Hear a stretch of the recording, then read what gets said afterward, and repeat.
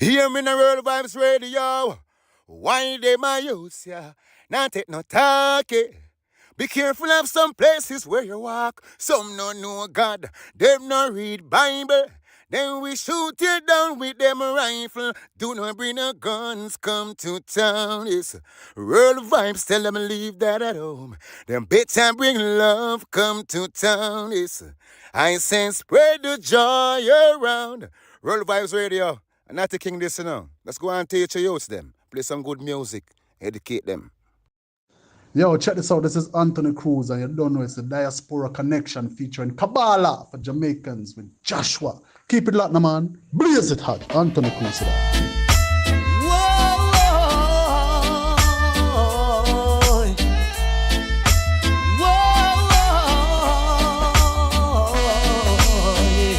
I've lifted mine eyes and I've seen the sign of the times. Daddy Marcus prophesied there nothing long time. Oh Lord, with the ignorance of our people has held us captives of our own mind. Can't you see we're running out of time? Hey. Let's change our lives, my brothers and sisters, answer the calling of the Father. He is the only one that's willing to save us divine. Get ready for a new time. I've seen a new sign. In I bingy chant right. Mother Nature revealed it, and I do believe it. Yeah. Get ready for a new time. I've seen a new sign. In I bingy chant right. Mother Nature revealed it, and I do believe it. Whoa, Cause we know we're not gonna get away with the wrongs we continue to display. A scripture from the good book say, according to our works we shall get paid. Gotta be sure the things we've done has been worthy under the sun. Get ready for a new time. I've seen a new sign, and I bingy chant right. Mother Nature revealed it, and I do believe it. Get ready for a new time. I've seen a new sign, and I bingy chant right. Mother Nature revealed it, and I do believe it. Whoa, whoa.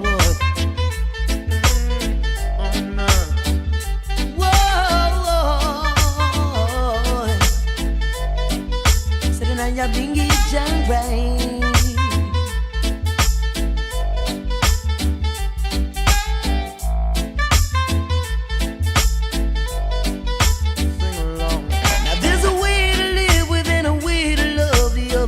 That you might hate.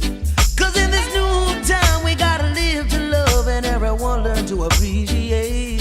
Let's change our lives, my brothers and sisters, answer the calling of the Father.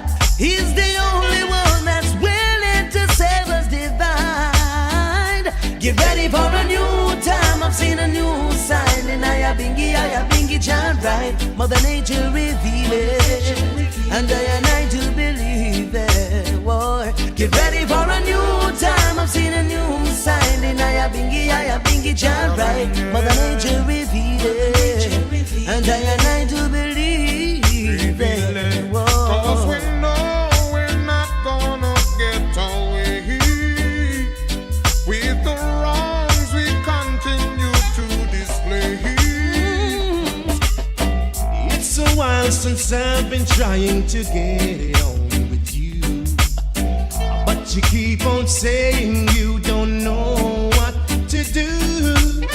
Don't know much about you, yet you're always on my mind. So all you gotta do is leave it to time. Everything will be fine. Time alone can do anything.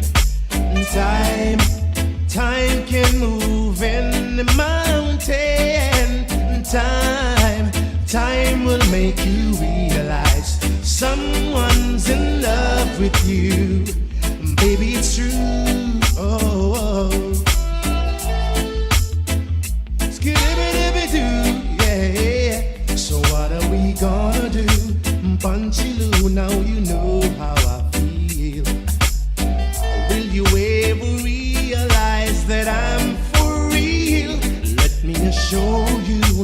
promise you I won't break your heart. Now you know it right from the start. So leave it to time. Time alone can do anything. Time will move in the mountain. Time will make you realize someone's in love with you. Baby, it's true. Oh yeah. Baby, it's true. See, yeah.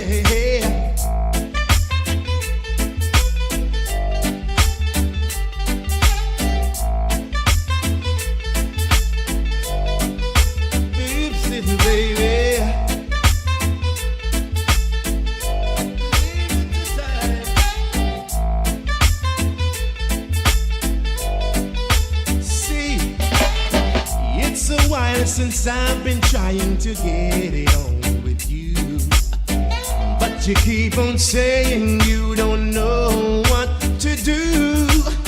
Make up your mind and give it a try. Now you know the score. 'Cause girl, I've been knocking your door.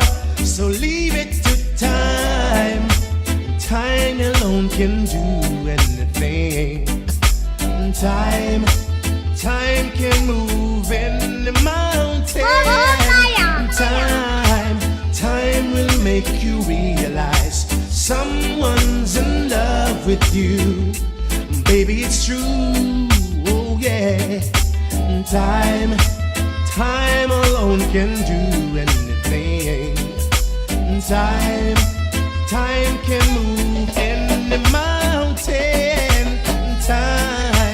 Time will make you realize someone's in love with you. Baby, it's true. Oh. Don't ever forget where you're coming from. No. Don't ever forget those who helped you along your way. Your ego flies high to the sky. Remember what goes around comes around. Everyone needs someone, but it seems you've forgotten. You should never burn your bridges behind you, 'cause you never know what life has in store for you.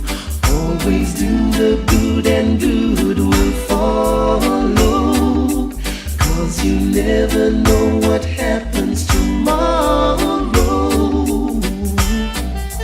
Time is the master, yet time can be disaster. Help a brother if he's down, yeah. Love and be loved, and you'll be blessed from above. But it seems you've forgotten. You should never burn your bridges behind you, 'cause you never know what life has in store for you. Always do the good and good will follow, 'cause you never know what happens tomorrow.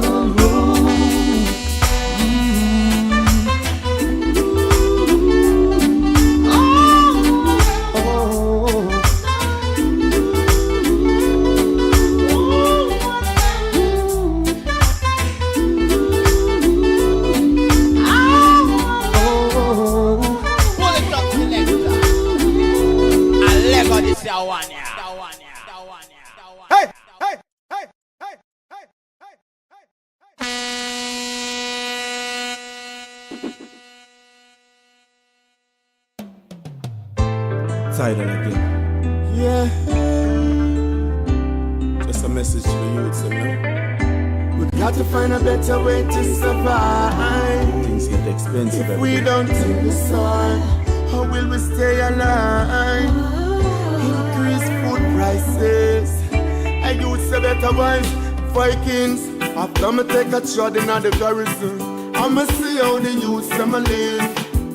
Every man I walk with a shop, so them a hunt for the food, them not think positive. Them claims that the only way to survive is to rob and steal. Instead of you a sit down and a beg for your five now. Come and push out in the field. Remember me to tell them for farm. Them a farm food. After me show them farm, I twist them out for them banana flip. Then I see them gone for the wrong tool. Hey, Vikings me to tell them for farm. And them a farm fool. Hey, me tell them boys stop it till it's silent. Tell me same blood a boil and it can't cool. Hey, you have some big lazy man out the road them. Always a boast for them man. When you see them a tell them a hustler. Me never hear them a hunt for a job. Me grandmother come from market. The whole of them have them eyes for our back. Me never want help to play the card, but all the money from it them want rob. Remember me to tell them them a farm food. After me show them farmer tricks, them run for them banana clip. You know see them gone for the wrong tool. Tell you me to tell them for farm. Them a farm food.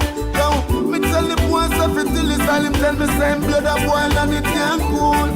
Hey, the only thing you are gonna lose is your spread from your going on the field and a plant up the sheep. But Mr. Babylon a plant for your death from your sit down on street side of Isle of Machine. Hey. So tell me why you're ready now. You're ready to be a nuisance in the scheme. Him left his mother down young, she a ball and a break and to take people things wanna feel. Hey, remember me to tell them for farm. Them a farm food. Me show them some farmer tricks, them run for them banana clip. They no see them gone for the wrong tool. Tune around, me tell them for farm. Them a farm food. Now, me tell the boys up it till it's silent. Tell me same blood a boil and it can't cool.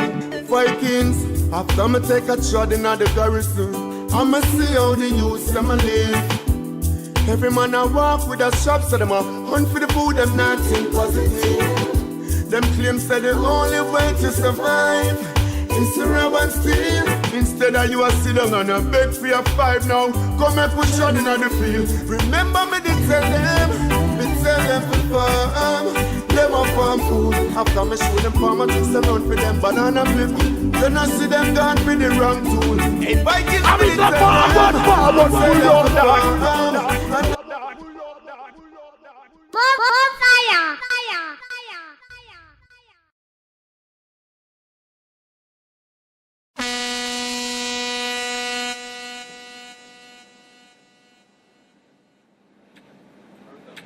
I'm that, my boss. This is Natty King, the man from the East, and you're listening to the Real Vibes Radio. Oh, no, no, no, no.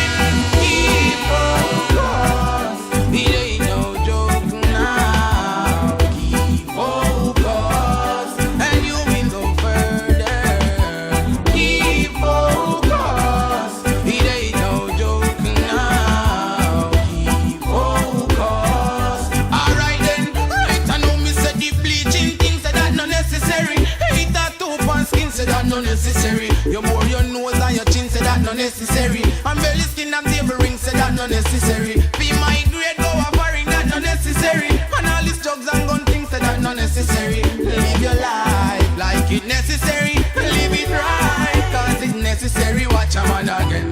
Keep focused. It ain't no joke now. Keep focused and you will go further.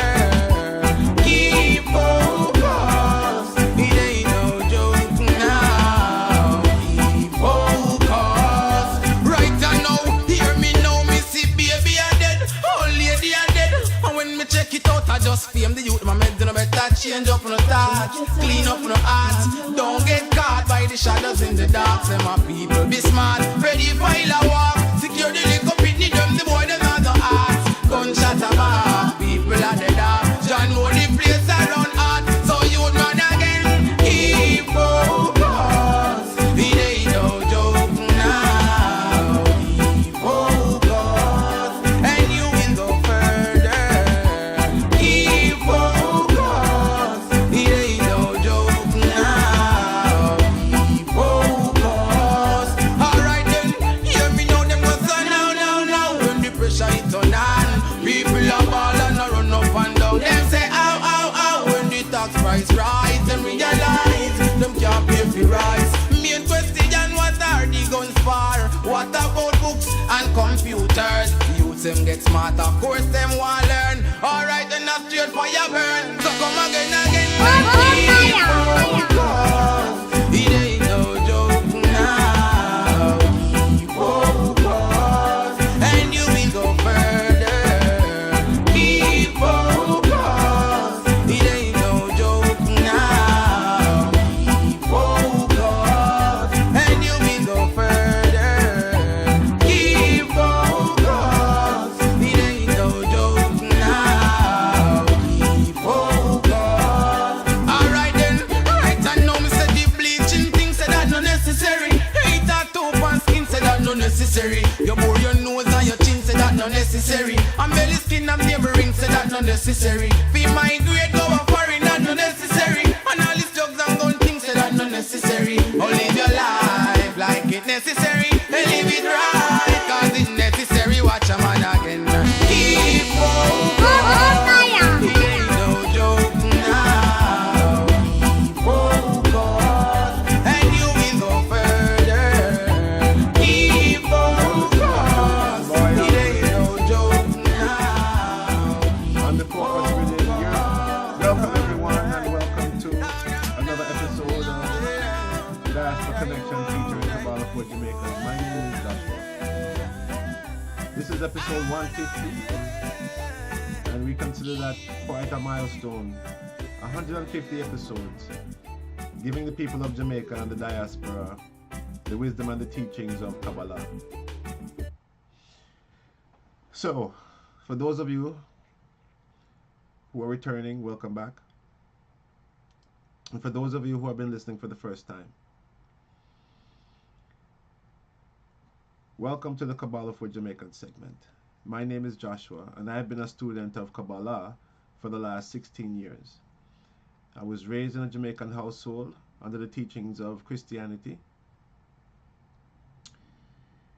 and became a Bible student very early in my life because of the examples I had. My grandmother, I always saw her with a Bible on her knee, and my mother was a very strong woman of faith. We did not grow up religious by any means, but we did grow up to be God-fearing, and I was one of the few who took on the scriptures as a hobby. You really have to call it a hobby back then, in the sense of I was drawn to it and started reading the Bible from about 12. The Psalms, being very familiar with the Psalms and the Proverbs and the Old Testament and the New Testament too. But as I grew older, got saved at 18, and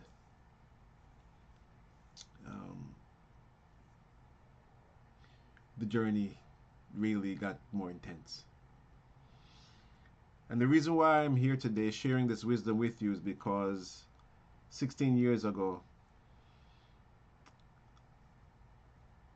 it was time for me to get reacquainted with the teachings of Kabbalah. And I say reacquainted because reincarnation is a fact, people. This is not the first time you've been here, nor I. In fact, many lifetimes. Kabbalah teaches that we all come here with a purpose. And if we die before our purpose is fulfilled, we have to come back. And if we make mistakes along the way and we create holes or debts that we have to repay, we have to come back and repay those debts. This is a fact of life, my friends, whether they believe it or not. The teachings of Kabbalah are given to us to help us to understand the spiritual nature of the universe. The Creator revealed these secrets to the children of Israel because He wanted them to have an advantage over all of the other people. And it's not like the Israelites saw the value in the teachings and decided to follow it. They really had no choice. For one, God made a promise to Abraham, saying that his children would be more than this sand, right? And when the children of Israel found themselves in exile in Egypt, in a really bad situation, at the 49th gate of negativity, one more step and it's the point of no return. The 49th gate of negativity. The Creator had to intervene, and hence the Exodus, the Passover and the Exodus. Not to the merit of the Israelites, mind you, okay? Nothing they did that warranted that. It was the Creator's promise to Abraham, to Isaac, and to Jacob. And when He called Israel, when He made Israel a people, a nation of believers, spiritual beings. Remember, the intention was for Israel to become a kingdom of priests. I guess Exodus chapter 20. Behold, chapter 19. Behold, you have seen what I have done unto the Egyptians, how I have brought you on eagle's wings unto myself. Now if you obey my laws and follow my commandments, you shall be a peculiar people unto me, and you shall be a kingdom of priests. A kingdom of priests and a holy nation. When you follow my laws, when you follow my precepts, and you will be set aside, set apart from the rest of the other nations. That was the Creator's promise. And when you look around the world today, those who follow the system of Judaism, for the most part, are successful in life. They're unified, they have abundance,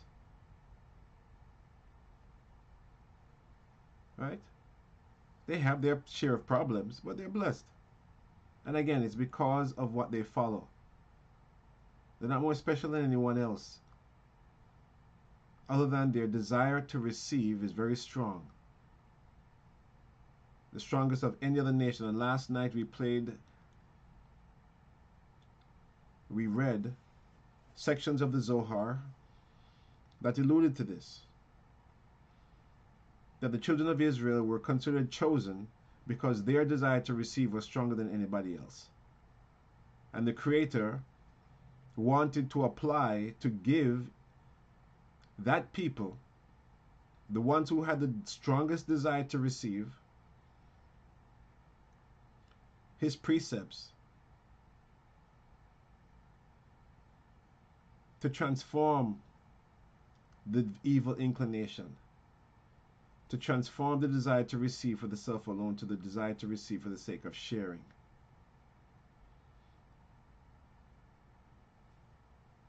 That was the Creator's intention. That His Torah, His laws, His precepts would mold, would transform Israel into a holy nation. The nation that lives by the three-column system and would know how to transform their desire to receive for the self alone to the desire to receive for the sake of sharing. That's the whole idea. And the wisdom of Kabbalah has been revealed to us to help us to do that. to prove that God is king. The God of Abraham, Isaac, and Jacob, he is king. And his wisdom far supersedes any other wisdom in the universe. And we're here to share those precepts and those concepts with you, and to help you to understand how to ride the wave of energy and take advantage of the system that is at play. Take advantage of it, because that's why it's been given to us. Use it to turn your life around. Use it to attract abundance. Use it to attract the right soulmate. Use it to be protected against the evil eye that is around you. Use it. Use the secrets. Use the knowledge. Obtain the understanding.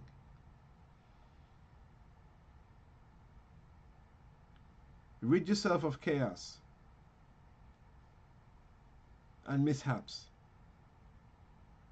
and draw for yourself a shield of protection,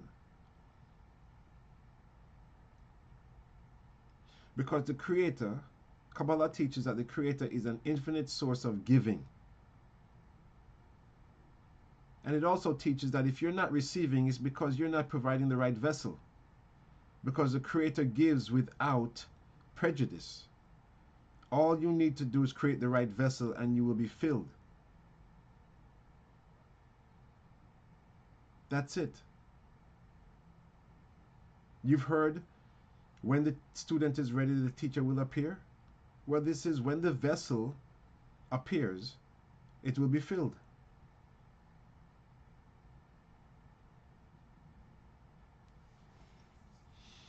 So that's why we're here, to share with you this wisdom. It's a new mindset. It's a very new mindset, especially for those who were raised in Christianity. Okay? Those who consider one individual as the focal point of the entire faith. Well, you know, in the Old Testament, there was a main character, a main figure, and that was Moses. It was considered the law of Moses. All right? The 5 books of Moses. Moses stamped all over the Old Testament. At least the first 5 books. Well, actually 2nd, 3rd, 4th, and 5th, because he not appear in Genesis. He comes on the scene, appears on the scene in Exodus. First chapter in Exodus. So why is it called the 5 books of Moses? How did Moses, if the 5 books were attributed to Moses writing them, how did he know to write those things? Or why is it called the 5 books of Moses? If I ask yourself that question, well, there are various answers. One of them is this, that Moses is the channel. The Creator wanted Moshe, the letters of Mem, He, and Shin, to be the channel. To be the channel of the wisdom of Zir and Pin, the central column. For that is what the Torah represents. The central column. And Moses represents the central column. And Jesus also represents the central column. King David also represents the central column, and Jacob. What does it mean to represent the central column? The tree of life is made up of 10 energy attributes, 10 spheres of energy, each one having its own name and its own characteristic. At the very top is Keter, and at the very bottom is Malchut, the world of physicality, where we live. It is also called the world of Asiya, which is the world of action. This world is the world of action, of manifestation. Everything above it is ethereal and non-physical. Physicality only exists here in the 10th level, known as Malchut, the kingdom. And this is the world that the Creator formed. Okay? And according to the Zohar, was made after the pattern of above. So it is formed exactly as above, but different. Again, one of the differences is there's physicality here. And there's good and evil here. The concept of good and evil. Duality.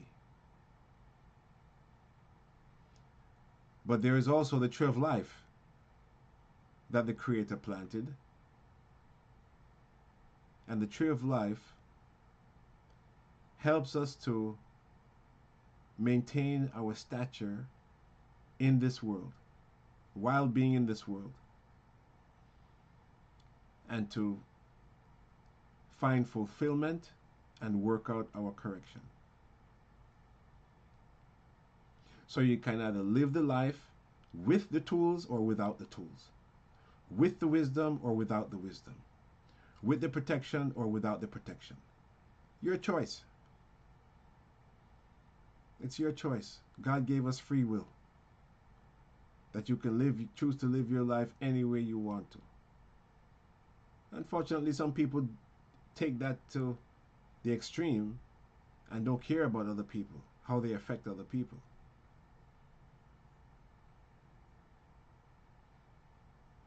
Right? But we find ourselves living in this world, a very chaotic world, a world that exhibits good and evil all around us.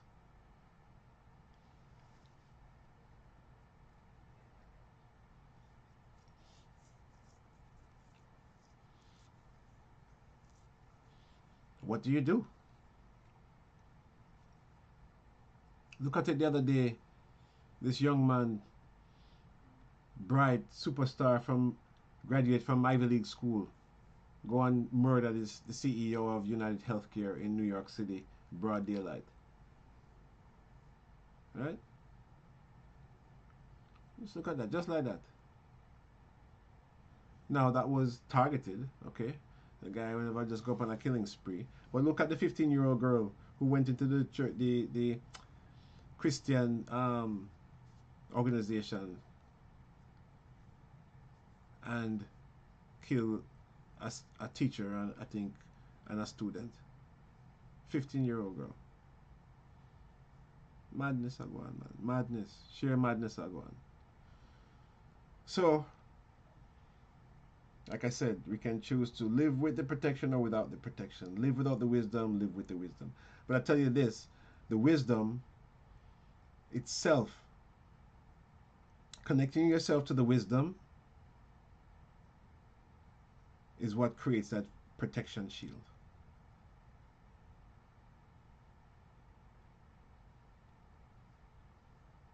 Yeah, that's what does it.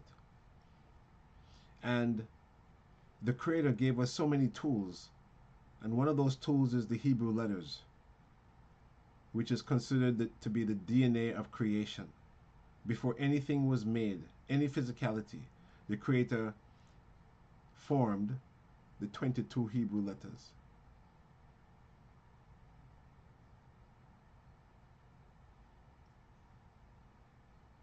The 22 Hebrew letters. And from those letters, everything else was created. So everything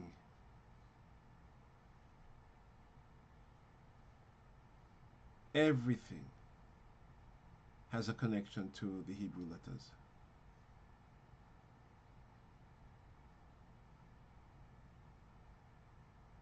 Yeah, everything. And that's another thing that you will learn here, how to appreciate the wisdom and the body of knowledge that is so vast. So vast. But what is promised to you is the ability to draw whatever it is you need when you need it. Not just for yourself alone, but for those around you.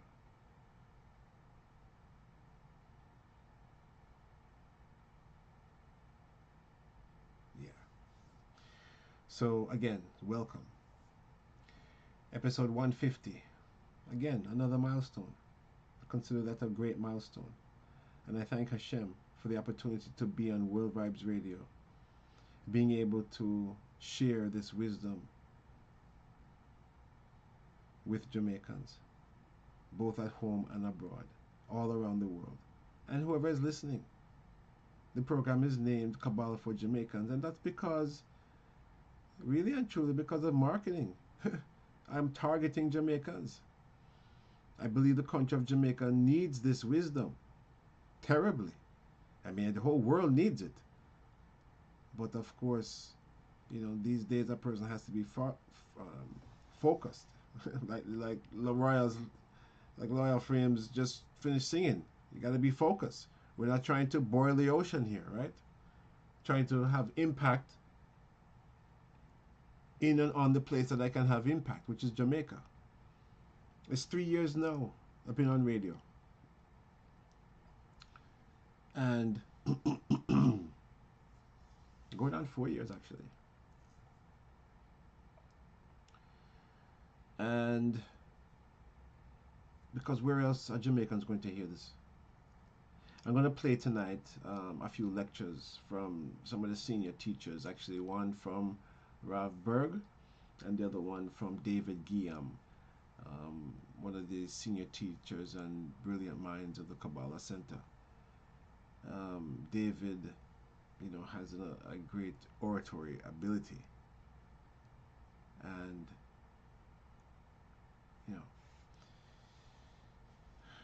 has gone out on his own and has his own podcast now. So I'm gonna play one or two of those from him tonight.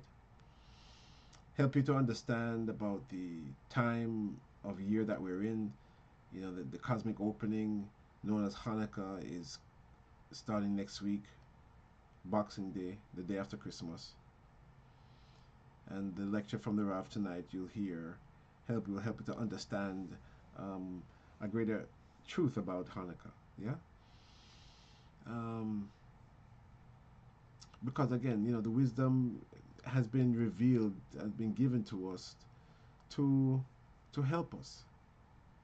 Really and truly to help us. So, but unfortunately, most Christians don't know how to study. They were never trained like that. A lot of Christians don't even know their Bible well.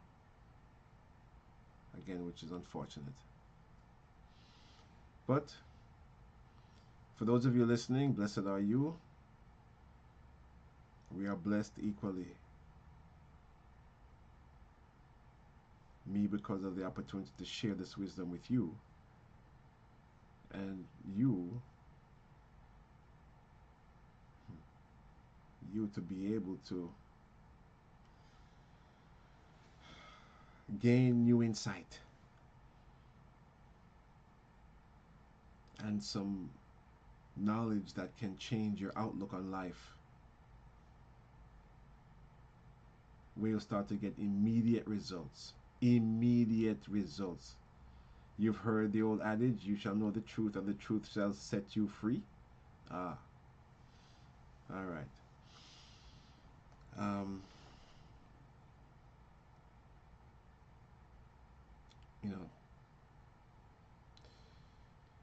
Let's see, 9:40.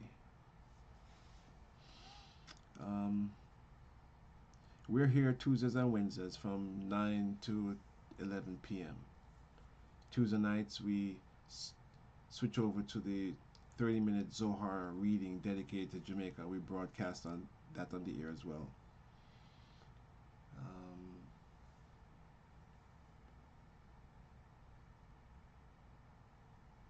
Yeah. So one of the things that I think is very helpful is understanding how to take advantage of the cycle that we're in. How to take advantage of the cycle that we're in. What do I mean by cycle? The 12-month cycle.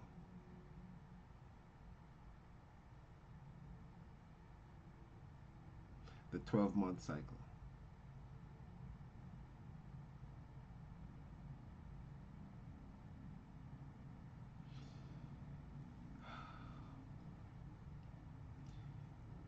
We're approaching a cosmic window known as Hanukah.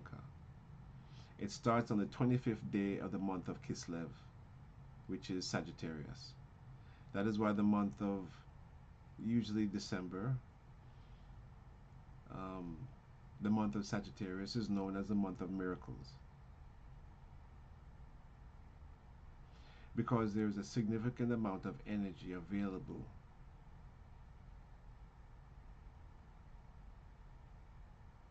at specific times of this month where you can generate miracles or call upon miracles in your life.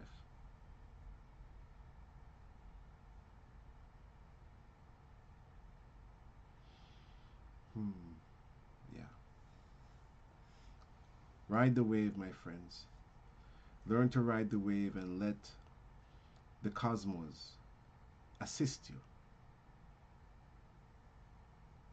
Align your life to the frequency of the universe.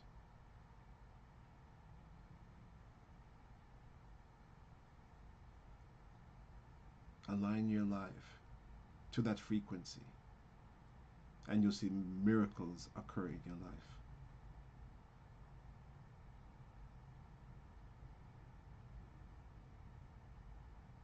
Just keep an open mind.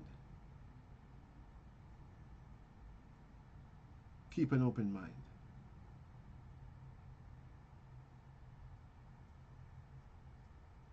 And again, Kabbalah is not a religion, it is a science. But you know, I want to introduce again the senior teacher at the Kabbalah Center. Used to be at the Kabbalah Center, is now gone out on his own and is teaching as well.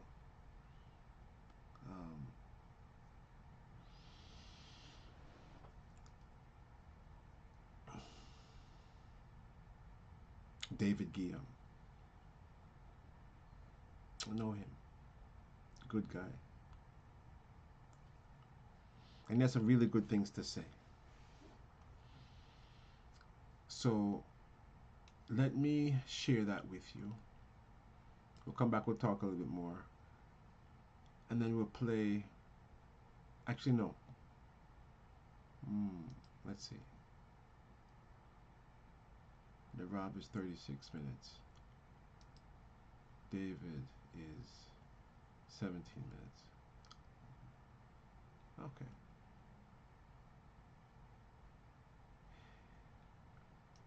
Let us talk. Let me play the one from the Rav on Hanukah and open that up because it's approaching next week. I want to make sure that I get that in. And for those of you who don't know anything about lighting candles, at least you'll get a little more understanding of the cosmic opening. Because knowing about the opening in and by itself is a milestone for you who have just been introduced to it.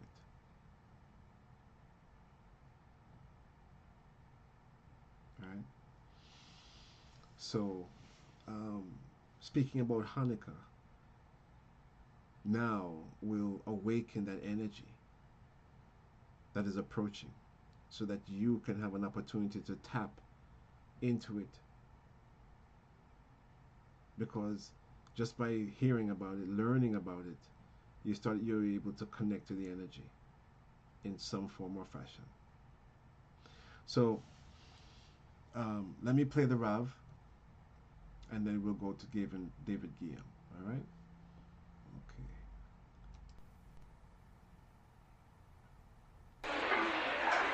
Chag Sameach to everybody, and also Shana Tova, because we learn from various sources in the Kabbalah that Hanukah is also considered to be Rosh Hashanah together with Sukkot, all combined in one.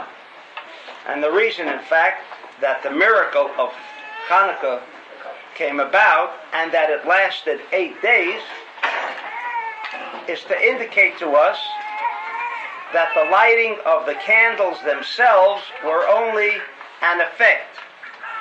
In other words, the material aspect of the oil, was seen here again as a demonstration of man's mind over the material illusionary world. While to many, the holiday of Hanukkah seems to represent a lot of things that it really doesn't portray at all. For example, there is no mention, practically no mention, other than in one short prayer, of the victory of the Hashmonaim, which is mentioned, over the Greeks. As we all know, the Greeks at that time in history ruled over the then known world.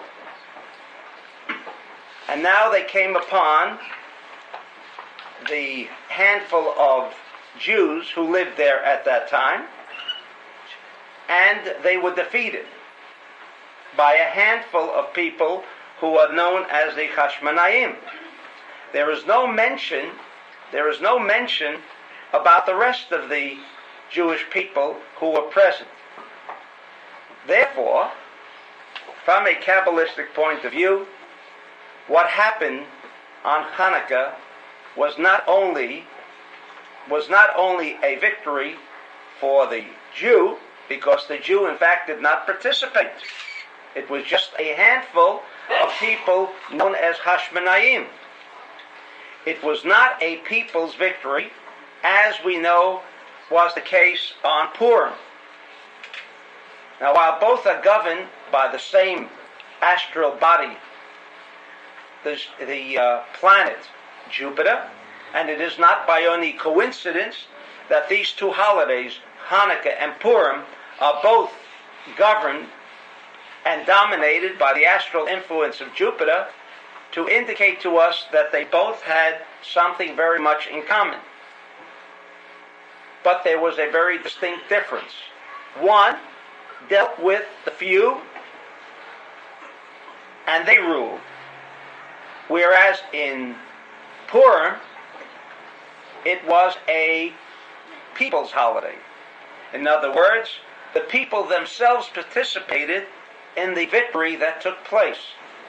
Now, we have to understand that if we are to get caught up in the idea of victory, meaning this was the miracle of a few people, or even Purim was the victory of many people, and to consider these two holidays as a celebration of victory, in effect we have lost the importance and significance of the holiday.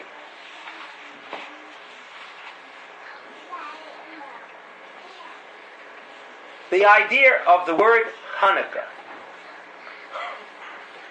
actually has something to do with dedication, or some say rededication. And one of the places in the Bible where the word Hanukah is mentioned is in Nehemiah chapter 12, verse 27. And it says, at the dedication of the wall of Jerusalem, this incidentally is dealing with the Jewish people who, after the destruction of the first temple, were now returning along with Mordechai, who was present at the time of the miracle of Purim. And it says, and at the dedication of the wall of Jerusalem, they sought the Levites out of all their places to bring them to Jerusalem to keep the dedication with gladness, And the Hebrew word here is lasot Hanukah v'simcha. Now this took place long before the actual miracle of what we know today is the miracle of the Jews or their conquest. I don't like to use the word conquest because it was not a conquest. It was far deeper than that aspect. But in any event, the word Hanukah already was mentioned long before the physical victory that took place at a later date during the time of the Second Temple. And many of the commentators on the discussion of the word Hanukah refer to another verse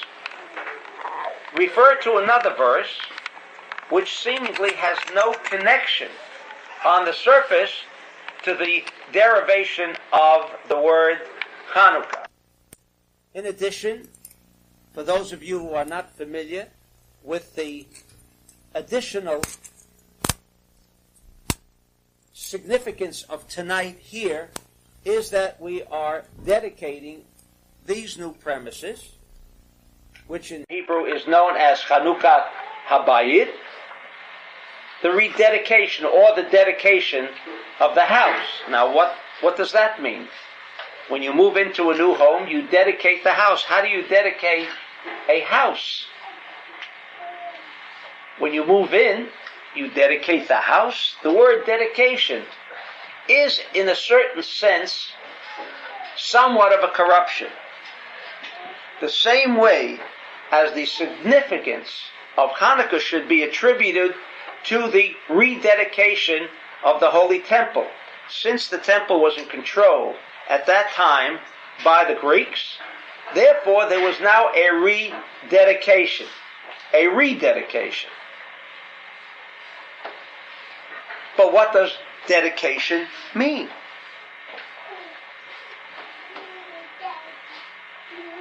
In Proverbs, there is a similar quote that from the commentaries that are quoted on this concept called Hanukah or Hanukah Habayit. They refer to the verse in chapter 22 of Proverbs, verse 6, where it says, Chanoch lanar al pi darko, train up a child in the way he should go, and even when he is old, he will not depart from it. The word for train is chanoch, and most of the commentators on the concept of Hanukah refer to this verse, train. How does train come to this idea of lighting candles and rededicating a house? I quote another source in the Talmud, which says in the tractate Sotah, which says that if someone has dedicated a house and it was devastated or destroyed by whichever means, on page 43, and if he rebuilds the exact same house again, there is no requirement of a rededication. The question is why? The house that formerly existed no longer exists now. Now it's a new house. And yet it does not require rededication. The answer to all of the questions that we have raised gives us an insight into what dedication is about. We also use the word dedication when you're dedicated to an idea. Is that a corruption of the word? We're using it in so many different frames. Dedicating a house, being dedicated. But as I said before, the idea of what happened on Hanukah was not a holiday for the Jew alone.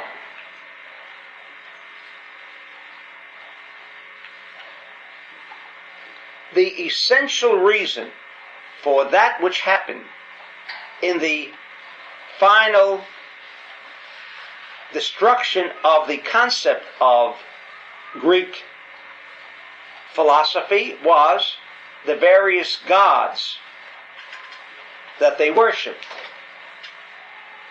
And what they had planned on is turning the entire world into what is considered to be idol worshipping.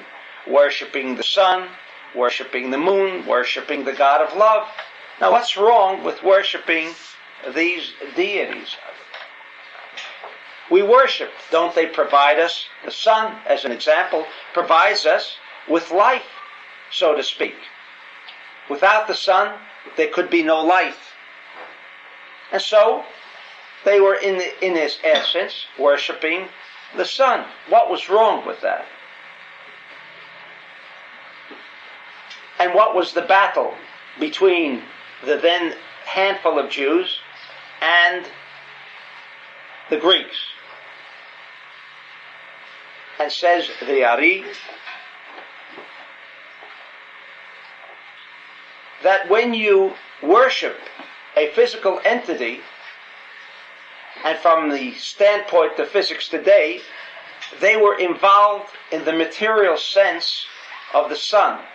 They were involved in all aspects of materialism.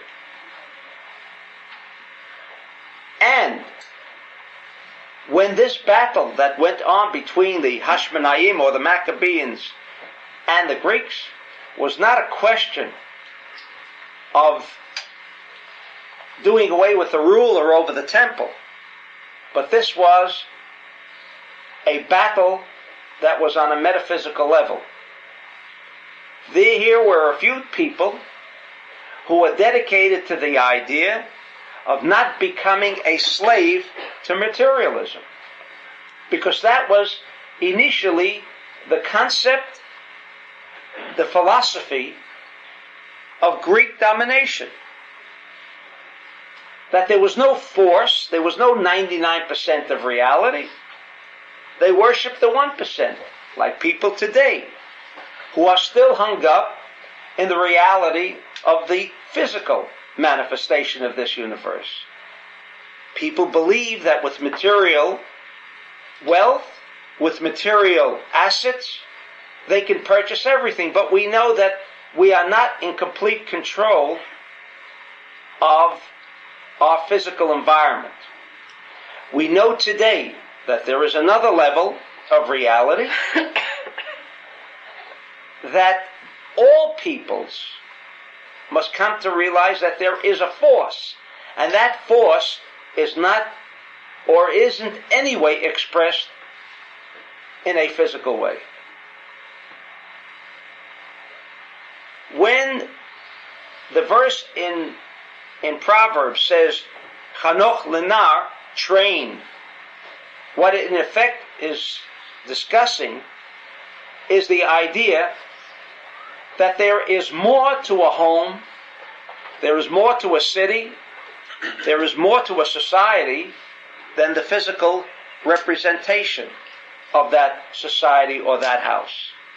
When the Talmud says that if a house was destroyed and it had once been dedicated, and we shall shortly understand what it means to dedicate a house, that when a house was dedicated and it was destroyed and a new one put in its place, but it was an exact duplicate of the former home,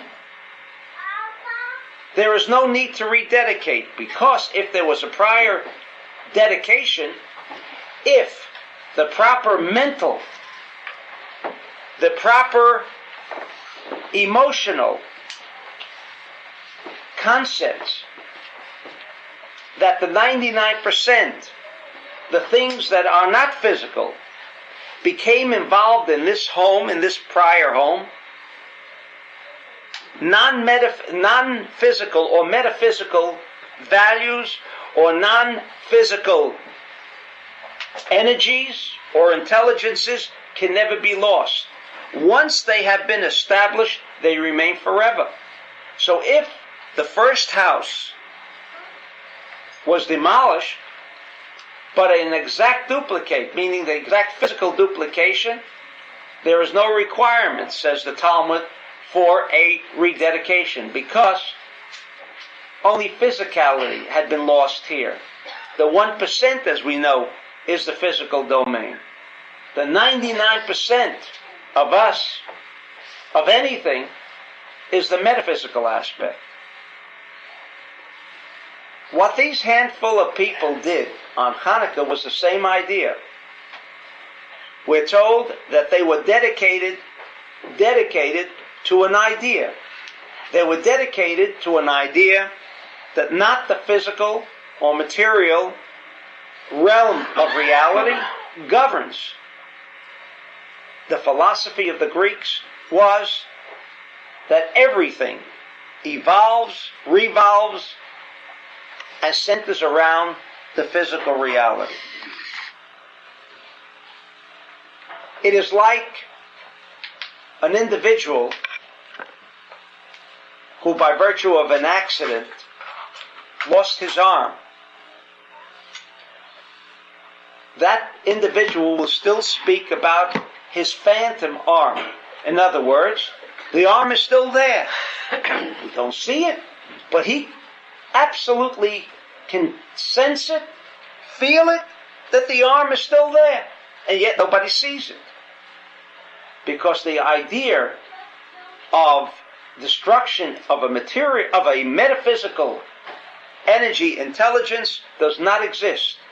When you have established something with the proper dedication, meaning you have instilled energy intelligences of a worthwhile nature, as the verse in Proverbs says, if you train that child with true values, not material values, because the word Hanukah or Hanukah is dealing not with the physical level, not dealing with values of a material nature, but it deals only with the metaphysical values, those that remain forever.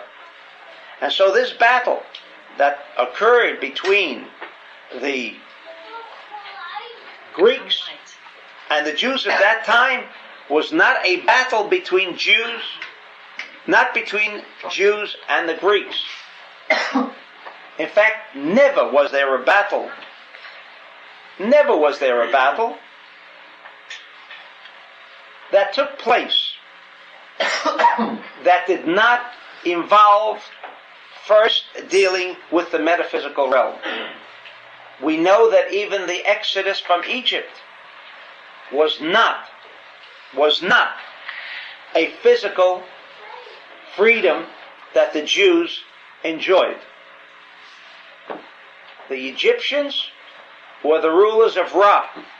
That was their god. What does that mean? That they believed, and that's why they could establish the idea of mummification, an art that has never been duplicated, but the Egyptians at that time knew that philosophy on how they can preserve physical energy intelligences, the body, the greatest form of physical energy intelligences, and they could preserve it for thousands of years because they were involved in the material realm of existence. The battle between the Egyptians and the Jews were that to control one's own destiny, to control one's environment, to control one's health requires an attachment or a connection with the metaphysical realm. That's where the action is. Hanukah is the holiday of lights. Why is it the holiday of lights? Because the force that controls us, and on many occasions I have indicated that we can all agree that we, for the most part, are not in control of our lives. we may believe, through the power of our own ego, that we are not robotic. But let me have one individual stand up and say to sickness, you can never enter into my body.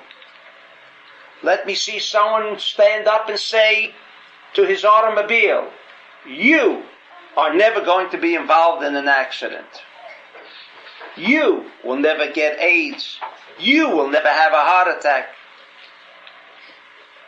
We always place most people into the realm of either you're lucky or you're unlucky. But for us to say that we are in control, that we can control our own destiny, our own physical and mental well-being, is something so remote that we don't even begin to think of it. The holiday of Hanukah is not a holiday for only the Jew. This is a lesson for the Jew and non-Jew as well. Because it does not say, and nowhere is there any mention of how many people died in the war, how many Greeks died in this victory. The answer is the victory was mind over mind. It had nothing to do with a victory that took place on the physical expressional level. Nothing of that nature at all. Agag, the word for Agag means mind. Haman, the war even with the Persians, also took place on a net level that deals with the metaphysical aspect. When we did the blessings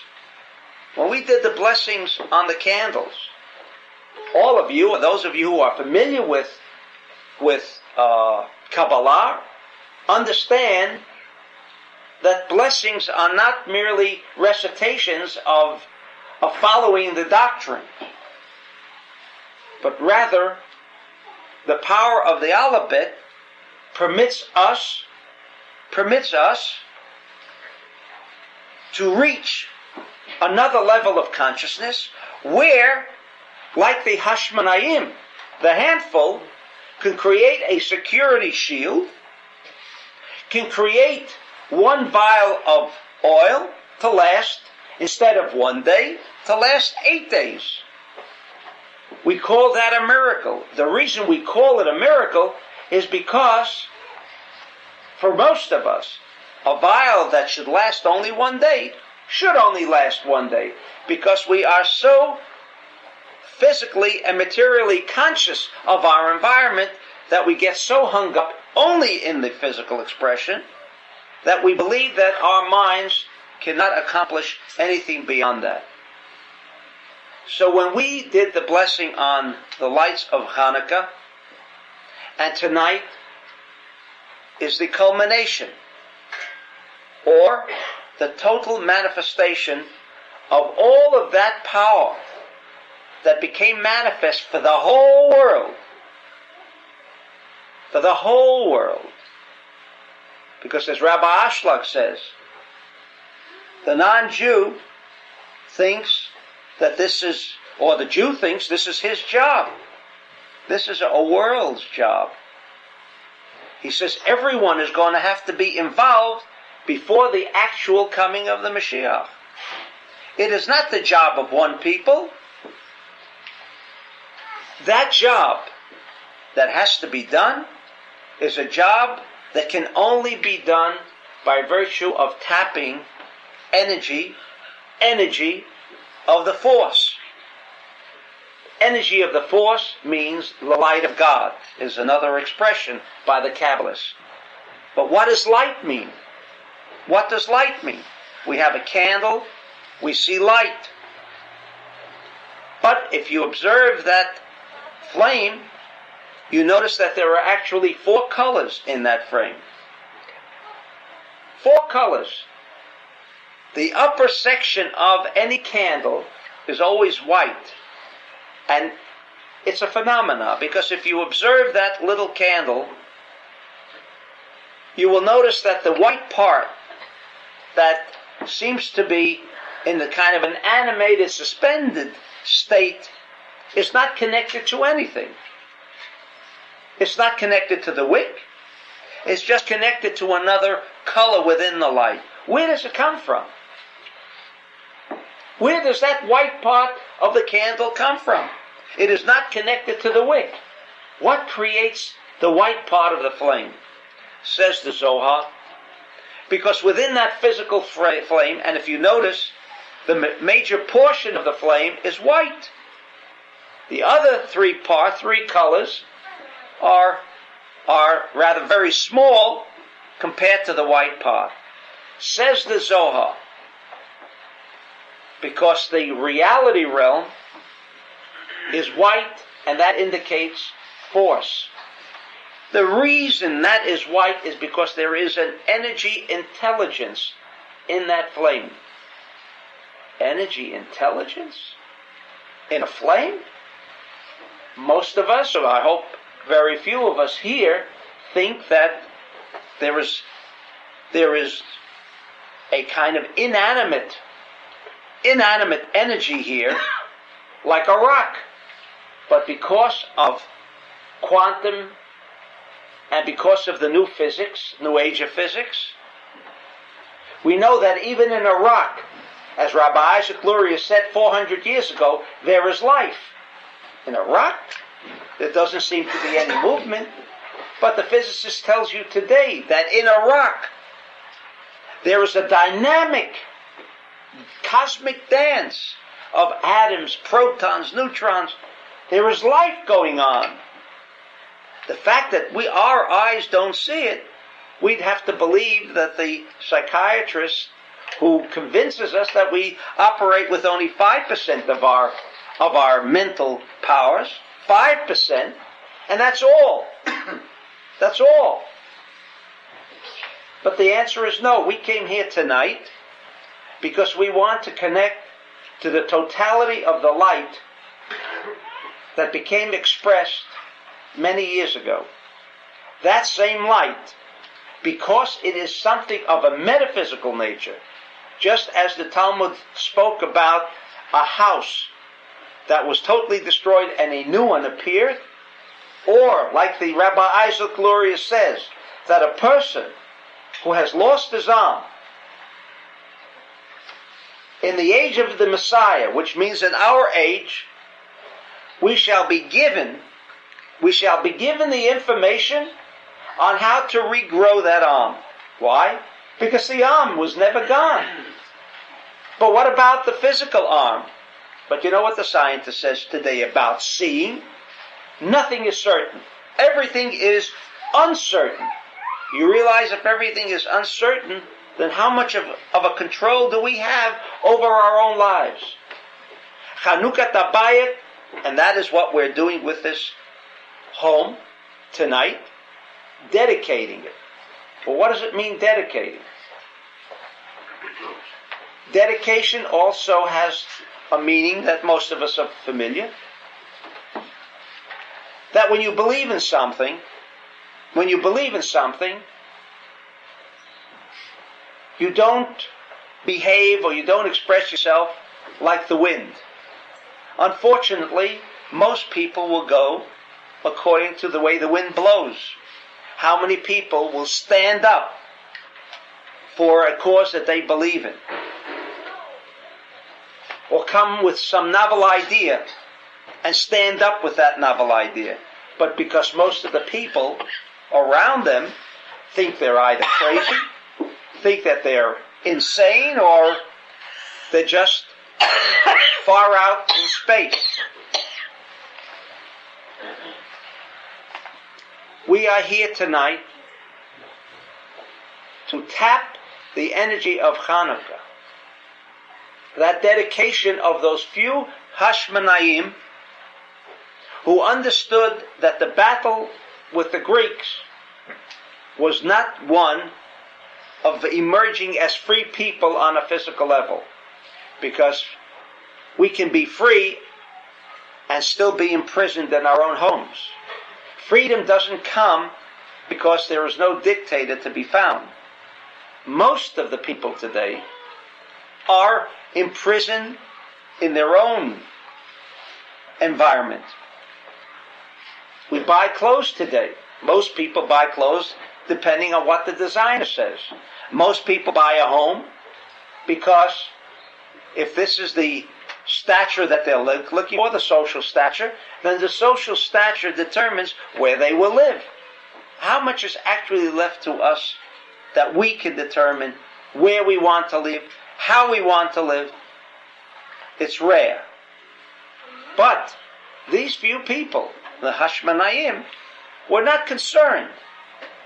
They were not concerned about this idea of what everyone else would think. And I remind you again that on Hanukah, we are told it was a handful of people in the prayer and in the Megillah of Hanukah.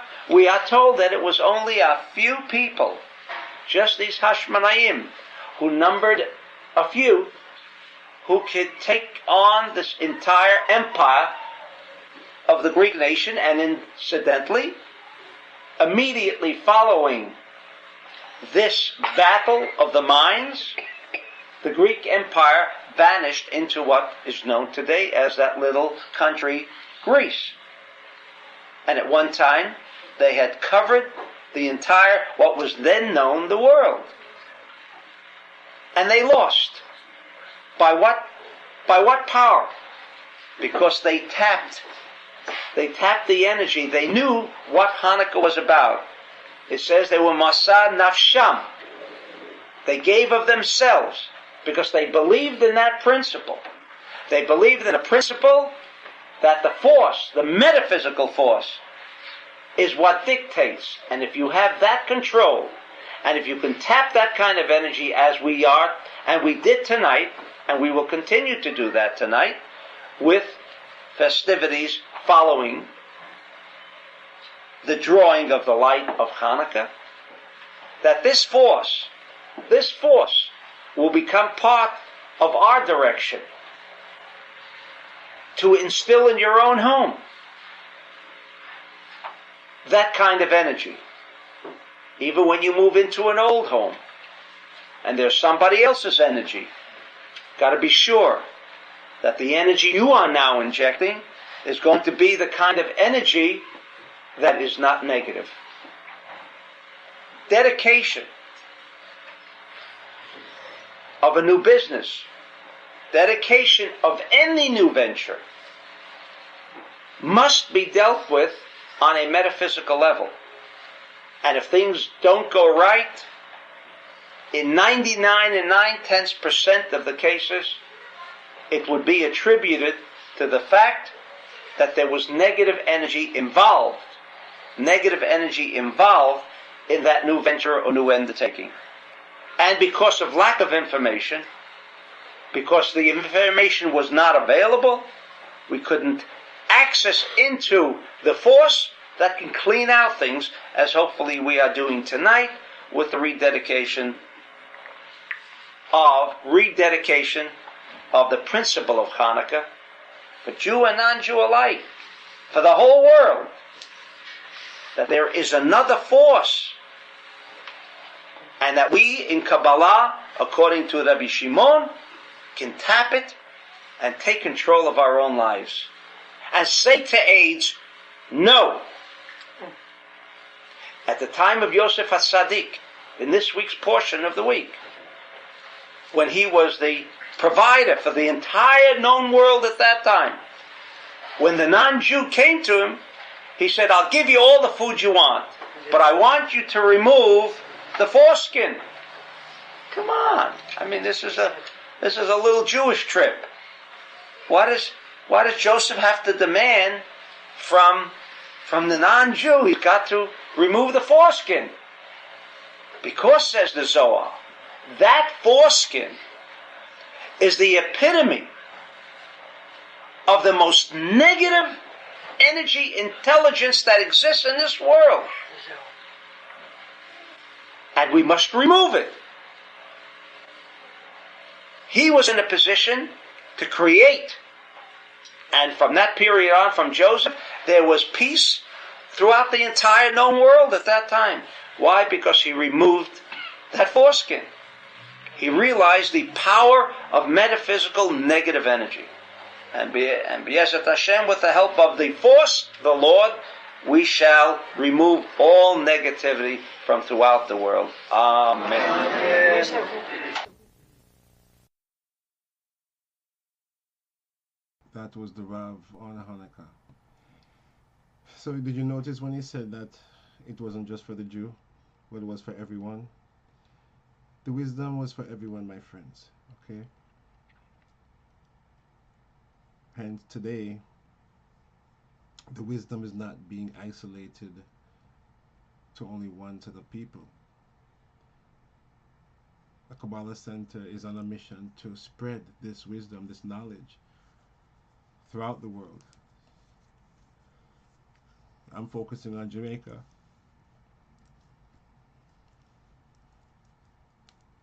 So now let's listen to David Guillaume. And this one is very, very insightful as well.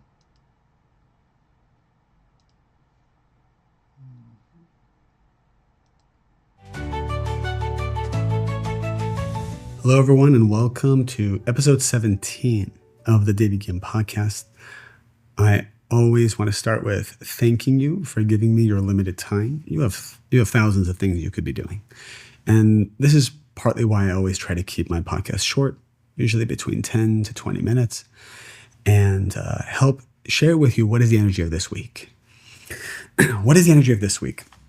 I'm taking lessons here from the Holy Zohar, which is a book the great Kabbalists wrote 2,000 years ago, which is taking lessons and secrets from the Old Testament and many other spiritual sources, which, by the way, I don't think we've addressed many times before, but Kabbalah is not a religion. Kabbalah is spirituality as it was originally intended by the great sages that came to this world. If you go to Abraham and ask him, are you Jewish? Are you Christian? Are you Muslim? He wouldn't even know what any of those words mean. If you went to Moses and asked him, are you Jewish? He wouldn't know what you're talking about. If you went to Jesus and asked him, are you Christian? He would look at you and say, what's Christian? All of the religions that were created and were meant to be created, the Creator wanted the religions and cultures and traditions to be there. They serve a spiritual purpose.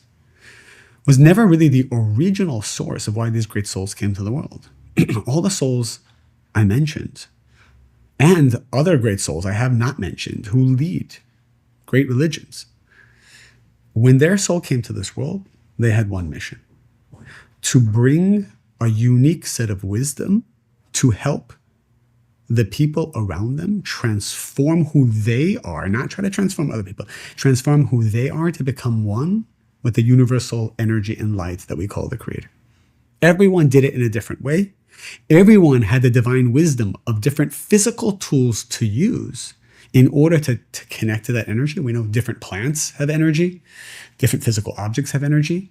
We know that we have chakras all over our body that different religions tap into in different ways in order to access consciousness, and all of it's divine. It's all divine. And there's not one that's better than the other. Every soul needs its path to connect to the Creator in its own way. But what Kabbalah does is it kind of takes all the systems and explains the original blueprint of what our soul looks like, why we came to this world, and what we must do collectively to transform to have the life we want. The light comes in, the darkness goes away. This is why amongst my following, I look at the demo on just my social media. It is every religious denomination, even atheists. Even the people who don't believe in spirituality, they resonate with the wisdom of Kabbalah. So my hope is that through this study and all the future studies, that we unite and we come together and we go back to the source of all things. I'll share with you a funny story. I was thinking if I should share this or not, but it has such a powerful message. I try not to ever be controversial. I'm very careful to say anything that might be even misconstrued. But I want you to hear the lesson in what I am saying here, and not to let this trigger you. And even if it does trigger you, it's okay to let it trigger you. There's a spiritual meaning behind that too. Not too often, but sometimes I get asked, why don't I address politics? Why don't I address or take a stand against certain wars, certain things that are happening in the Middle East? What do I believe in? What's my opinion? And the truth is, I don't really understand the question. And I always tell them that. Someone came to me and said, why don't you address what's happening in the Middle East? And I said, I don't understand the question. I said, what's not to understand? Address what's happening. Take a side. Say something in support of whatever. And I said, I don't really fully understand your question. I don't know what you're asking. It doesn't register in my brain. And it literally doesn't. I don't understand what he's trying to say. And he said, for example, he said, can you say something about the hostages? Well, depending on when you hear this podcast, you could be hearing this podcast, in 2030, and you'll be like, well, what is that all about? Well, let's just say it's hostages. And I said, I don't understand your question. And I said, why don't you rephrase the question? He's like, how would you like me to rephrase the question? I said, obviously he's getting a little upset by this point. I said, this is how I want you to ask the question. I want you to ask me, David, what do I need to do to transform myself, to draw enough light into the world to help the hostages? That's a question I understand. So he looked at me and said, fine, I'll ask that question. He said, David, what do I need to do to transform who I am, to draw enough light into the world to help the hostages? I said, I've seen the way, and at this point I'm being very direct with him. Often I am not so direct, but when someone is open and asking, I will be direct. I said, I have seen your relationship with your wife. I've been in many different occasions where I watch the two of you interact. I notice that quite often you criticize your wife. You put her down consciously and unconsciously. And I see the pain in her face. And he said, so what's your point? I said, your wife feels like a hostage in your marriage because you are constantly criticizing her and breaking her vessel. I said, let's free that hostage first. And then the light that will be revealed from that will help all the other hostages around the world. I'm going to leave that story for a moment for everyone to digest, for myself to digest. I have learned before we take an opinion, before we take a stand, and I have no problem. In fact, I think it's, if you feel called to change the world in your way, you must do so. If you feel called to be an activist, a fundraiser, charitable, in fact, most of my friends are, and I love them and respect them for it. I feel called to bring Kabbalah to the world. I don't know anything else. I don't have opinions. I think opinions cause my energy to just go down. Every time I have an opinion or I get involved in something political, I just see my vibration just go right down. And I'm like, I don't want to feel this way.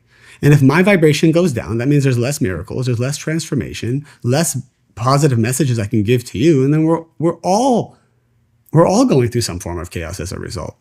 So it is important for me to steer clear from things that actually cause you to go loops and loops and loops anyways.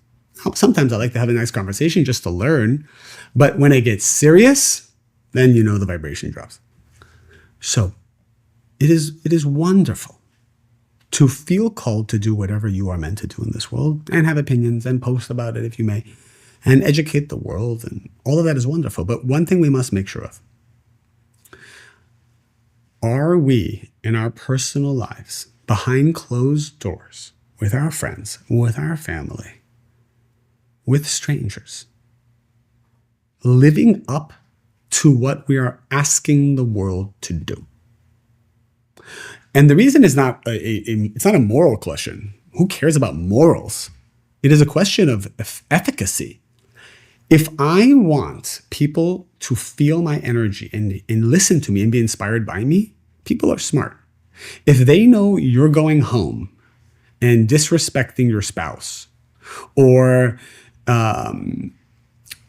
ignoring your kids or lazy in your job, you cannot get on a stage and talk about how to be successful. People will hear the words, but they will not feel the energy. Everything is energy. Everything is energy. And for me, and I'm sure you feel it too, I can hear a speaker and the words may not be even that great, but I know from the way he or she makes me feel that they are living that concept. And that's really what it's all about. So the more we can have our internal match our external, the more powerful we can be. If you want to free the hostages, make sure there aren't people in your life who feel hostage by your hostility, hostage by your opinions all the time, hostage by your judgment.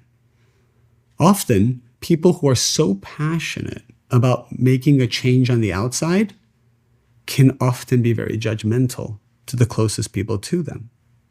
And again, this is not to cast judgment on them. I just want to talk about practical ways we can all reveal miracles.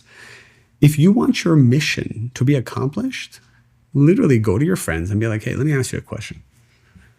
What do you see I need to change? Like, I'm trying to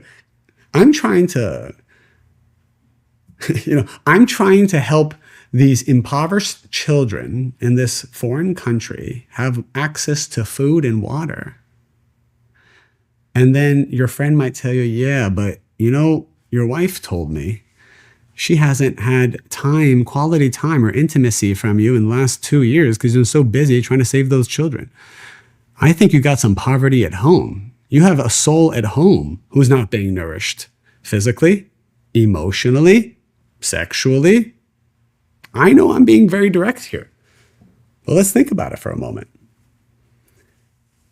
We might be busy trying to help our customers, help people that are strangers, but we're not nourishing the people closest to us. So what are we doing? I remember I had a student once in New York. He was a top broker, residential broker. Always had a problem with his wife. They were always fighting. And I said to him, what's the issue? She's this and she's that and all these things. And then I went to her. I said, what's the issue? She said, I just don't feel like I'm number one in his life. I said, what do you feel? She's like, I feel his career is number one. I said, okay. I went to him and I said to him, who's your number one client? He said, it's this woman. I said, why is she your number one client?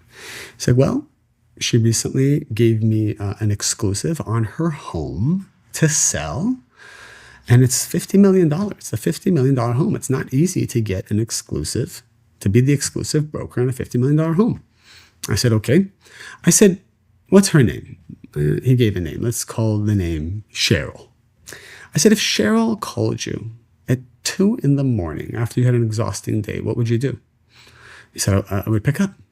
I said, and how would you talk to her?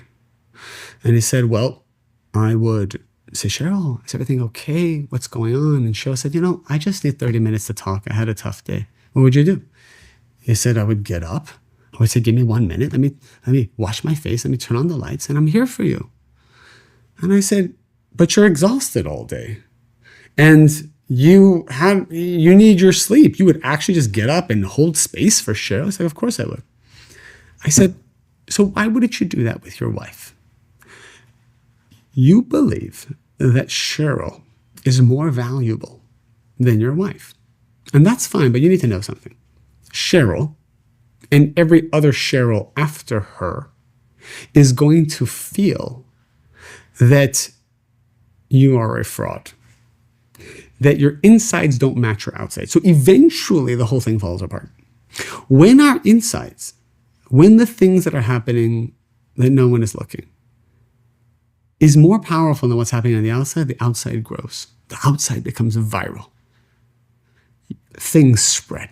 Amazing things happen. Amazing things happen. And so the lesson for all of us is the negative side, what the negative side tries to do is get us to be passionate about all that we do on the outside and to be flippant about what needs to happen on the inside. You want the hostages to be released? Who are you holding hostage in your life? You want this war to end in some place? Do you realize that you've been going to war with your brother over some stupid nonsense that happened 6 years ago and neither of you are apologizing and both of you are being a victim about it? Do you realize that you have issues with your mom or your dad that no one's talking about? You are at war with them. You are at war with them. You don't like certain political policy. You don't like the crime situation. You don't like the tax situation. Why don't you like the taxes? The government's taking too much money from me, taking too much energy from me. I said, are there people you are stealing energy from? Are you taxing people? If I asked 100 people that you interacted with in the last 2 weeks, how many of them would say that you took more energy from them than you gave them? You're taxing people all day long and you're upset that the government's taxing you? We can change anything in this physical world once we shift our consciousness to internal transformation. What is a mantra that we can use to make this shift? There was a lot to think about in this conversation, by the way. This is one of those that I probably would hear again. It could also be very triggering. I mean, that's okay. I think triggering is okay. Those of you who have seen me in live seminars, where we have like a couple hundred people in the room, I get so excited when someone raises their hand and says, I think what you just said is a bunch of bullshit.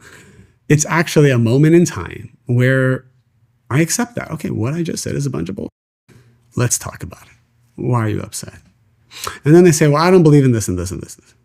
I say, I understand. But why are you really upset? Why are you really upset? You're not upset about what I said. We're often upset about something else, but we have an outlet now to kind of be upset and get that anger out. What it came down to was she was just really upset because she had a bad day and she had a breakup and she felt rejected. So then she comes to class and we talk about, well, if you're going through a rejection, if you're going through this kind of pain, maybe there's a part of you that subconsciously wanted this relationship to end for whatever reason. And that triggered her. But it's not what I said that was upsetting her. It was the fact that she felt pain from early on in the day, and we have to acknowledge that. We have to acknowledge that. So every time we're triggered, let me tell you, it has nothing to do with the trigger. It has to do with some unresolved pain, anger, right? Sarcasm is really just masked anger and pain and sadness. It has to do with stuff that just we didn't deal with, and now it's coming out during the trigger. Don't be upset at the people around you. Just realize you're in pain, and now you have an opportunity to just feel this pain and acknowledge where it's coming from and look at it from that point of view. One of the mantras we can use is ask the Creator every day. When we wake up in the morning, I think it's the best time. Say, Creator, please help me prioritize my transformation of myself over the transformation of the world. I will do everything in my power to help people, to give value, to be the activist I need to be, to share the content I need to share. But please make sure that I am authentic by focusing on myself. Please make sure that I'm cleaning my house before I tell everyone else to clean theirs. Just find that balance. We're not saying don't do what you're doing. We're just saying add the element of authenticity to work on the things you need to work on. If you're not sure what it is, I promise you, the 10 closest people to you can see what it is, and you can ask them one by one.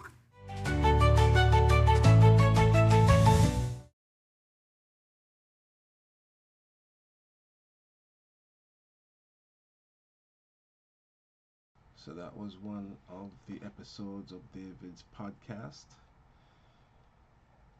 It's called the David Guillaume Podcast. And that was episode 17. Listen to what he says here for episode 8. Welcome everyone to the David Guillen podcast. This is episode 8, and we'll do another short segment. Usually these are somewhere between 14 and 20 minutes.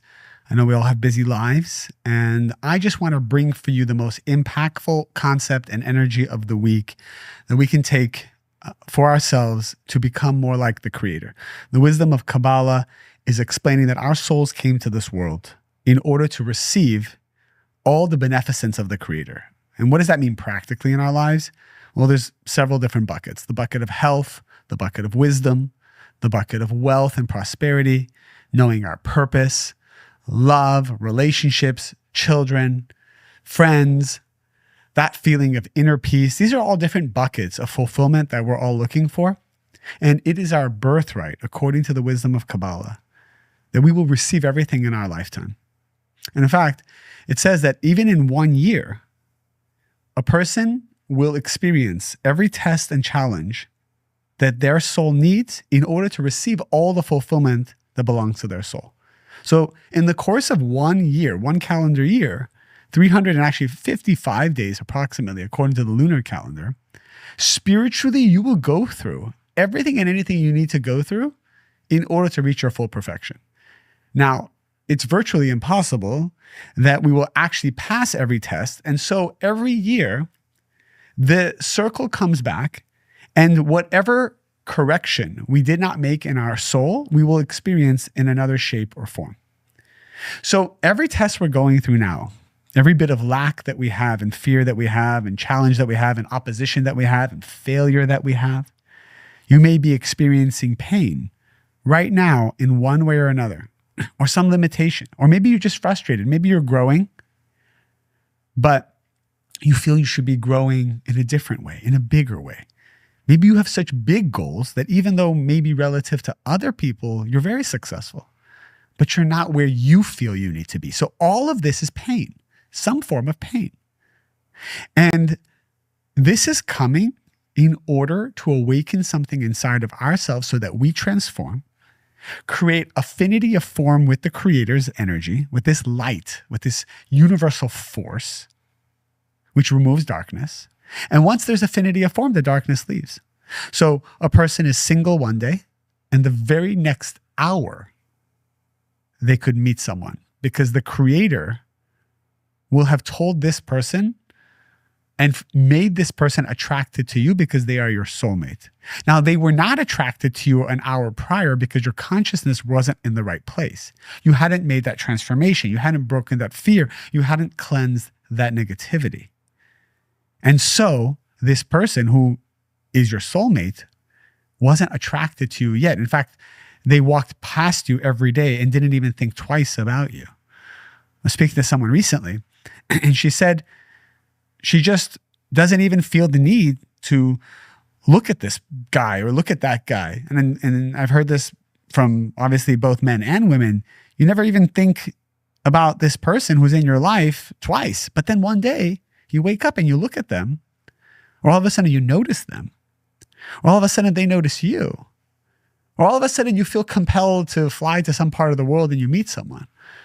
Somebody was just telling me the story of how they met their husband of 9 years that they're happily married to in the airport because he was lost and he couldn't find the right gate. And she asked him, "Are you lost? Are you looking for something?" And he didn't understand the language of the airport. And he said, "Yeah, I'm looking for gate so-and-so." And then they started talking. And a year later, they were married. So the Creator arranged them meeting at the airport because that day or that week, they had already shifted something in both of their consciousnesses, in their energies, to allow their souls to finally come together. That's why it's called a soulmate, because the soul has to be shining in order for the souls to meet. And the soul doesn't shine when there are layers of negativity over the soul. When you have bitterness in your heart, when you have anger towards anything, you could be angry at the political situation today. Just be angry at that, right? Just imagine like it didn't go your way and you're angry. For all the right reasons, all the wrong reasons, doesn't matter. But that anger sits on your soul and it dims your soul. And that means that if you're single, looking to find your other half, and all of a sudden you are now angry about political situation, for example, you will have to wait 4 more years before you meet your soulmate, until maybe there's a new president and then you're happy and then that anger goes away temporarily. And so your soul can shine again. It sounds pretty crazy when I give this example, but this is how it actually works. So what if things don't go our way? The question is, what's your consciousness? What's your vibration?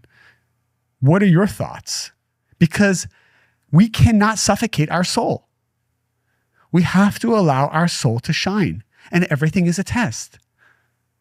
So much so that if you didn't have anger issues, people would not be compelled to make you angry.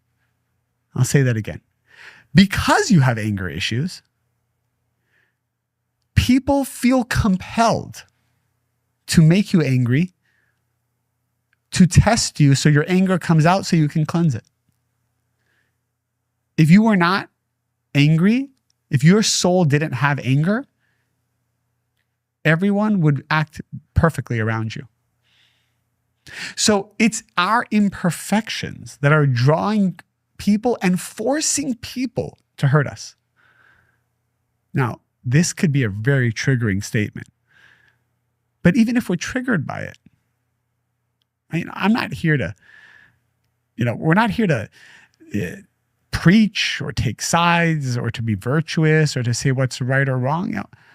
We're studying Kabbalah because we just want to get to the goal, the end result, which is happiness and pleasure.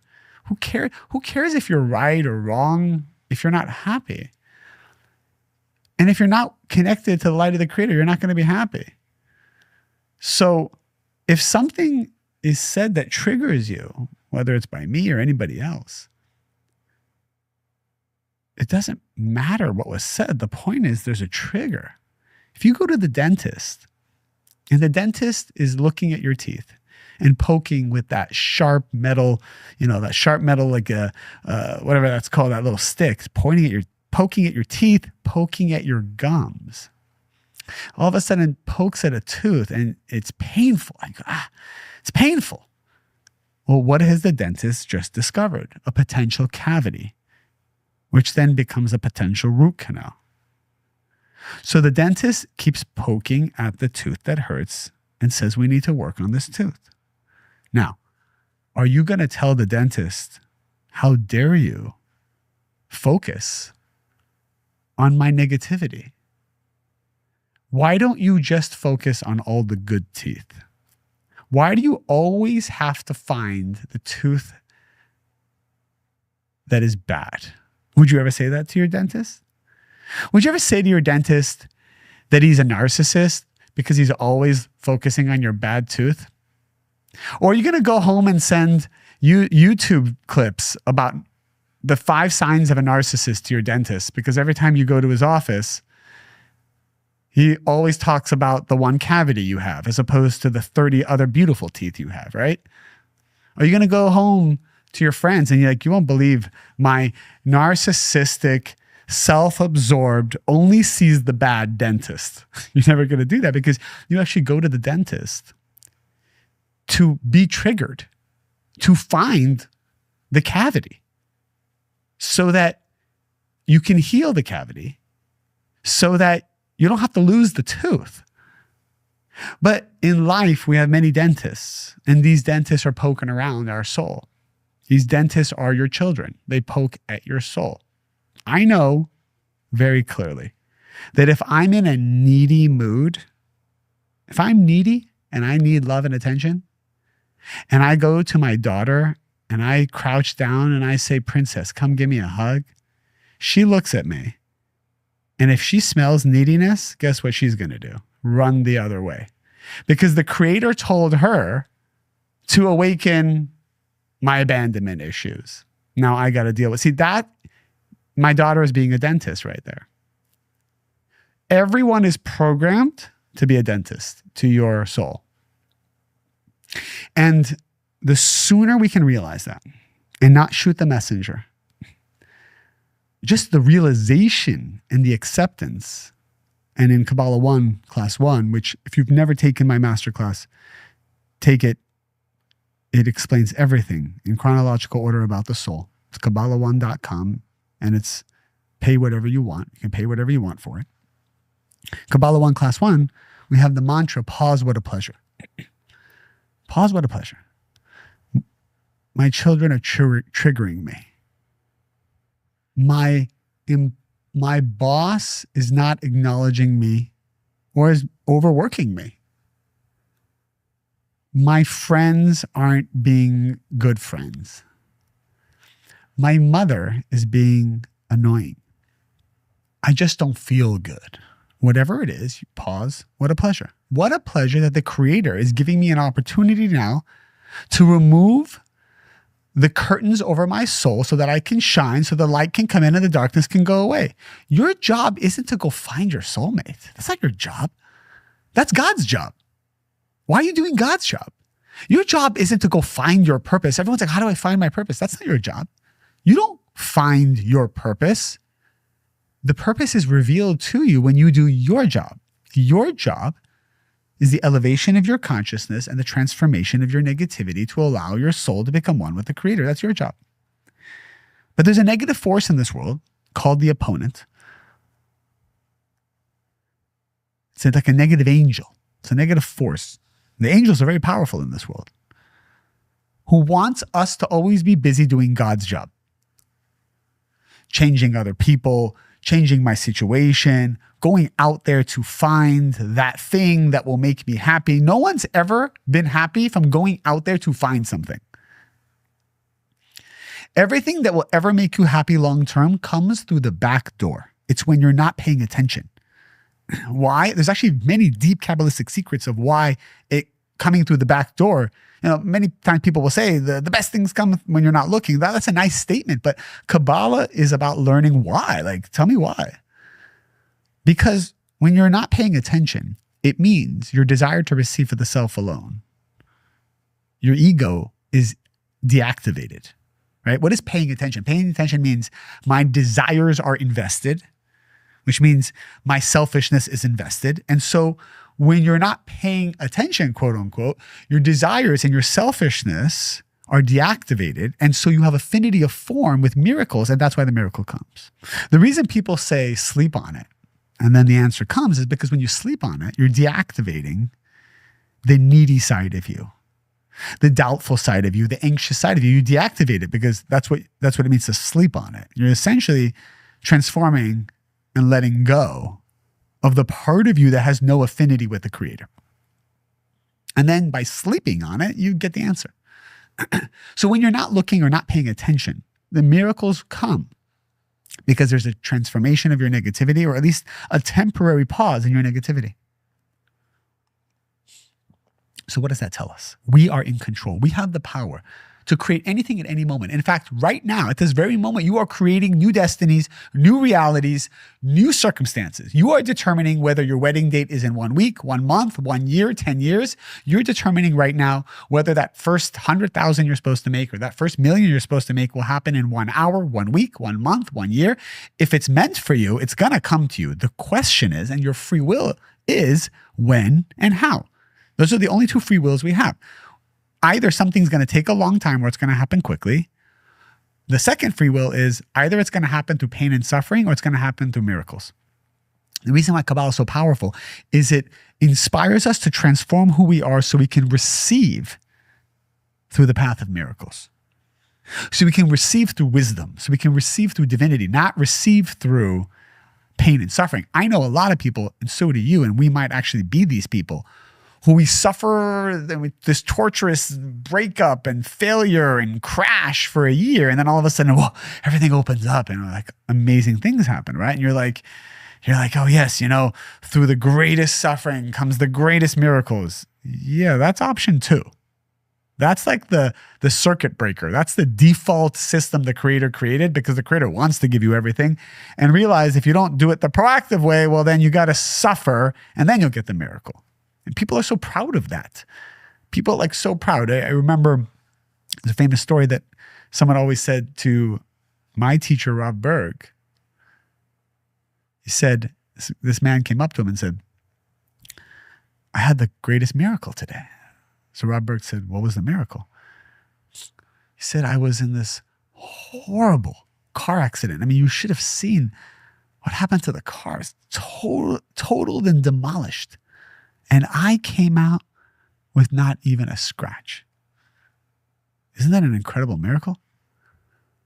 So my teacher looks at the student and smiles and said, well, let me tell you something. I had an even greater miracle today. He said, what was that? He said, I didn't even get into a car accident. We are so fixated upon being that first person. My car got totaled, and oh my God, I'm going to tell all my friends I didn't even break a bone. That's life? That's what you want your life to be? Hey guys, I suffered greatly, and look at this thing I got because I suffered so much. That you want an attaboy for that? We have become accustomed to suffering and falling and crashing and burning, and then like some little good thing happens and we like write a book about it. The fall and rise of my life. Like, that's my life. Here's my memoir. I suffered for 50 years and then this one thing happened, which was I just became wise and spiritual for a moment. That's not life. If we actually, while things are great, while we feel we don't even need to do it, we actually focus on our transformation and the elevation of our consciousness and the elevation of our certainty, the elevation of our vibration. And we let go of the bitterness and we let go of the sarcasm and we let go of the anger that we have towards whoever or whatever. And we let go of the being cheap, just always looking for the sale, always looking for the extra, being penny wise, pound foolish. I saved $1 here. Yeah, but you lost $100,000 there. Being cheap. Is the Creator cheap? Stop being cheap. Buy things for people. Buy things for your friends. Buy things for your spouse. Spend more than you're used to. So what? Stop being cheap. Go buy yourself something. If you're cheap and you go buy something nice for yourself, you'll make more money because you're transforming being cheap, if that's your intention. Stop being cheap. I don't know why I'm talking about being cheap. Somebody needs to hear it. Letting go of the worrying about your kids and will they get married and will they be this way and will they be that way and worrying about if you have this disease or not, or so much things we worry about. Releasing all of this is the only thing we're meant to do. And if we do it proactively, we will not need to be forced to do it from the outside. We will not suffer.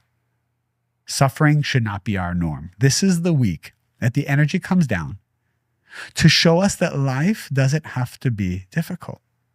Life doesn't have to be arduous.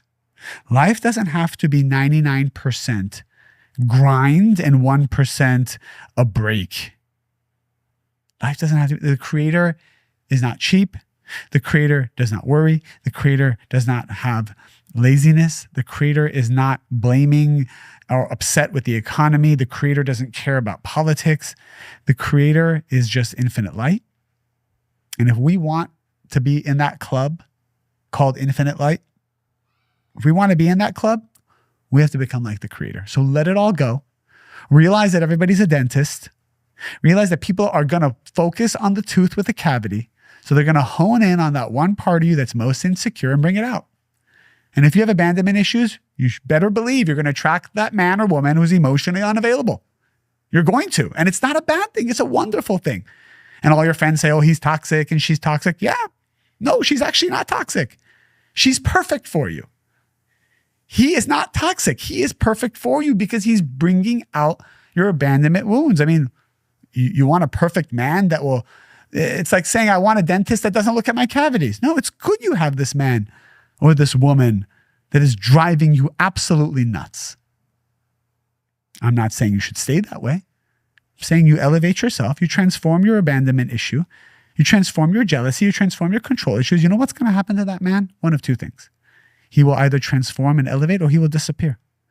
But if you try to get rid of him before you change, he will be replaced by another. Different hair color, different astrological sign, a little bit more painful. because you didn't learn the lesson the first time. This is the week. This is the week we can learn lessons that we were meant to learn in 20 years in one day, in one moment. You have the power to create whatever reality you want. You can do it in 1 second. There is no time, space, or motion in the creator, and therefore there's no time, space, or motion in your life. Okay then. So there was almost a full hour of David Guillaume. You can find him on Spotify, right? David Guillaume. Last name is Ghiyiam. David Guillaume. Yeah, David's a good guy. So friends, that wraps us up for this week. I thank you all for being here. For those of you who are listening for the first time, I hope it was enlightening. See you next week, Tuesday, for more. All right?